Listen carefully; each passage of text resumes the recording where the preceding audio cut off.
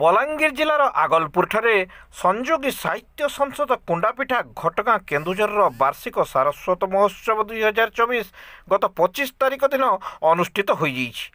ଏହି ଅବସରରେ ପଶ୍ଚିମାଞ୍ଚଳର 10ଟି ଜିଲ୍ଲାର 20 ଜଣ କବି ପ୍ରତିଭାଙ୍କୁ ସମ୍ମାନିତ କରାଯାଇଛି। ଏହି କ୍ରମରେ ବାମଣ୍ଡାର ଗୌରବ, କଣ୍ଡଳ ଗ୍ରାମର ଯୁବକବି ବେଣୁଧର ବେହେରା ଓ ବୁଢ଼ାବାହାଲର ଯୁବକବି ଭେଷଜ କୁମାର ଭୋଳ ସଂଯୋଗୀ ସଜଫୁଲ ସାହିତ୍ୟ ସମ୍ମାନ 2024ରେ ସମ୍ମାନିତ ହୋଇଛନ୍ତି।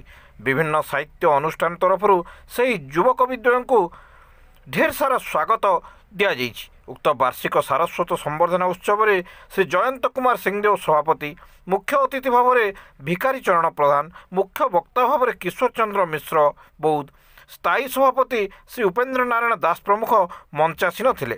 ବରଗଡ଼ ଧନୁଯାତ୍ରାର କଂସ ମହାରାଜ ମଞ୍ଚ ପରିଚାଳନା କରିଥିବା ବେଳେ ଡକ୍ଟର ଲିଙ୍ଗରାଜ ମେହେର କବିତା ସଂଯୋଜନା କରିଥିଲେ।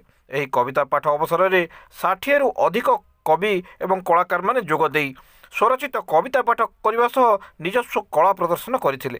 ସଂଯୋଗୀ ସାହିତ୍ୟ ସଂସଦ କେନ୍ଦୁଝରର ସମ୍ପାଦକ ଶ୍ରୀ ବାବୁଲାଲ ପଲେଇ ଓ ଶ୍ରୀ ସନ୍ତୋଷ କୁମାର ପତି କାର୍ଯ୍ୟକ୍ରମକୁ ପରିଚାଳନା କରିଥିଲେ।